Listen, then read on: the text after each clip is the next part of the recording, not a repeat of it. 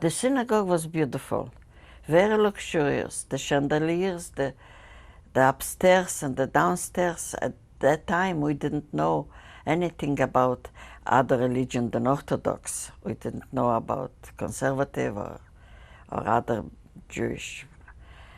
And it was a beautiful. The woman sat upstairs and the men were downstairs. And I almost every day I used to play inside the synagogue, outside the synagogue. It was just by one house divided. We lived just next to the synagogue. And it was a beautiful synagogue. Everybody used to come there. When it was Rosh Hashanah Yom Kippur, everybody got dressed up in diamonds and in fur and the best things a person can have. And everybody was walking on the streets to the synagogue. Nobody worked or anything that didn't exist to work in Rosh Hashanah Yom Kippur. Everybody was celebrating the synagogue. Shabbos, Saturday was a day of real reflection, a day of study, a day where he created a spirit of joy, which was not only for that particular day of Shabbos. It was a spirit that created the feelings that you're going to carry this kind of uplift spiritually throughout the 7 days of the week.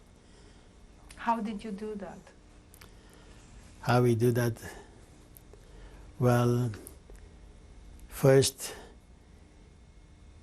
you have to prepare yourself. These things that don't come at a push button. Friday afternoon, around 12 o'clock, you know that the Shabbos is coming, so you have to prepare yourself. You want to make sure that your Shabbos clothes, you wear special Shabbos clothes, and before the Shabbos, each week we read in a special portion of the week, a special Seder. So you sit down before you go to shul, you marvel the Seder, you change the whole Seder, 2 times the Torah and 2 times the Targum. This is one step now to prepare yourself for the Shabbos. And then you go to shul, you welcome the Sabbath with joy, with special songs. You come home with the houses beautiful and lit, now with the candles that mother blessed in the house, and the beautiful table set there, and we sit down, and we sing the Shalom Aleichem, Malachi Hashulim. Also creates now a special spirit now of joy and uplift and spiritually. And then it's done in after each course of the meal. There's a special semer, a special song pertaining the joy of the Shabbos, and also the various beautiful expressions of the significance of Shabbos. I think that they were Orthodox, but not very Orthodox, but they were Orthodox. They used to go to an Orthodox synagogue, and they used to practice all the holidays, the Jewish holidays. Do you remember any of those Jewish holidays with your family? I remember Pesach with my grandfather and with all the brothers and the children. Can you describe it? But yeah, it was a very, very emotional holiday, and it took a long time. I remember it was very late. I went to sleep very late, and I was very excited. How would you celebrate Shabbat, Friday night or Saturday? Oh, it was a regular, like, celebrate. My mother lighted the candles, and we had good food. Not like here, but I remember we used to always have fish for Shabbat. So we bought a fish with the head. You know, they didn't clean it or anything like they do here. They didn't fillet it or whatever. You went to the market, to the fish market, and you bought a fish. So my mother cleaned it and cooked it, and the fish was on the table. We were sitting, all 4 children, and waiting for Papa to come and eat dinner. So Papa came, and he took the fish in front of him, and he gave us each child a little bone from the head to nudge on. Before each child got a little piece of fish, a bone to nudge it.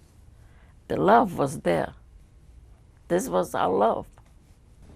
We had a special bakery in our Beis Hamikdash, in our synagogue, where we baked the shmura matzah, not the regular mashi matzah, the shmura matzah, which provided for the entire community. And my father, Zachain Levruchem, may he rest in peace, Erev Pesach, the day before Pesach, we had, a special bakery where we baked matzahs for Erev Pesach, and all these special individual people came, and they